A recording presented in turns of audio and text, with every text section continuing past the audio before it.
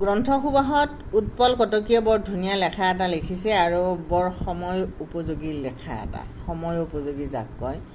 সাম্প্ৰতিক সময়ৰ কাৰণে খুব দৰকাৰী লেখা এটা আৰু সেইকাৰণে মই লেখাটো পঢ়ি দিছোঁ।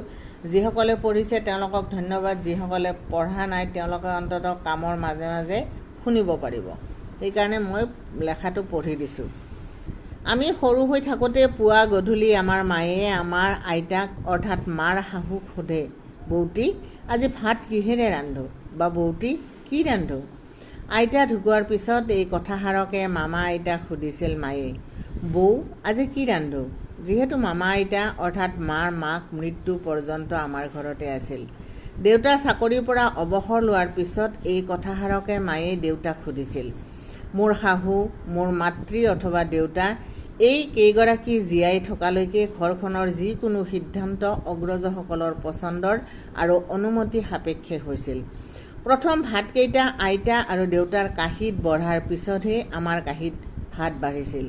মই যিমান দূৰ লক্ষ্য কৰিছোঁ, এয়া কেৱল আমাৰ ঘৰৰ কথা নহয়, অসমৰ প্ৰায়বোৰ পৰিয়ালতে সেই একেই ছবি দেখিবলৈ পোৱা গৈছিল। কিন্তু আজিৰ দৃশ্যপট কিছু সলনি হৈছে।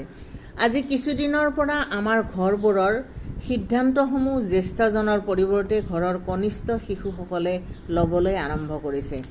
মাতৃগৰাকীয়ে সন্তানক সোধে, আজি ৰাতি কি খাবা। মাছ মাংসৰ ভালৰ ভালকণ শিশুসকললৈ ৰাখি বাকীসকলে গ্ৰহণ কৰে।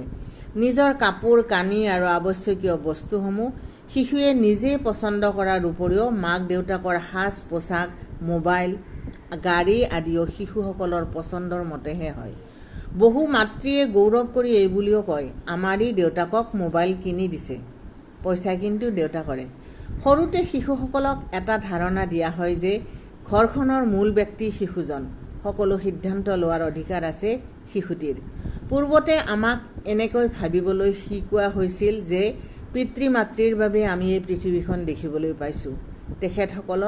তেখেতসকল দেৱতা সদৃশ। এই যে ঘৰৰ অগ্ৰজসকল, তেখেতসকল এদিনতে অগ্ৰজ হৈ সিদ্ধান্ত লোৱাৰ অধিকাৰ পোৱা নাই, বৰঞ্চ বয়সৰ অভিজ্ঞতাৰে তেখেতসকলে এইখন আসন আৰু মান লাভ কৰিছে। সেয়েহে আমাক পৃথককৈ জ্যেষ্ঠজনক সন্মান জনাবলৈ শিকোৱাৰ প্ৰয়োজন হোৱা নাছিল। জ্যেষ্ঠজনৰ সন্মুখত কিবা এটা কওঁতে আমি বৰ সাৱধানেৰে কৈছিলোঁ। কিন্তু বৰ্তমান বহু অভিভাৱকে সন্তানক সৰুৰে পৰা দেৱতাৰ দৰে মান্যতা দিয়ে, যাৰ বাবে তেওঁলোকে নিজকে দেৱতা বুলি ভাবিবলৈ আৰম্ভ কৰে।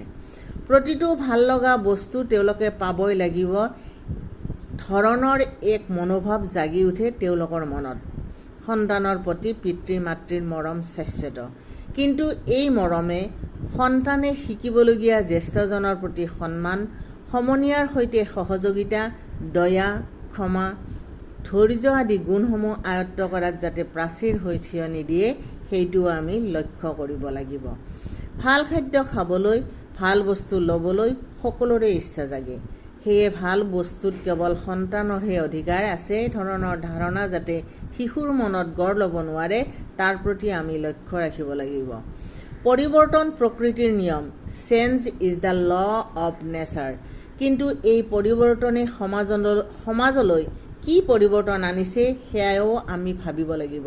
সৰু সৰু ল'ৰা ছোৱালীবোৰক শিশুৰ দৰে ব্যৱহাৰ কৰক। সিহঁতক ল'ৰা ৰজা সাজি সিহঁতৰ জীৱনবোৰ ধ্বংস নকৰিব। প্ৰকৃতিৰ প্ৰতিটো বস্তুৰ যি নিৰ্দিষ্ট গতিৰে বাঢ়ে তাক তেনেকৈ ডাঙৰ হ'বলৈ দিয়ক। উৎপল।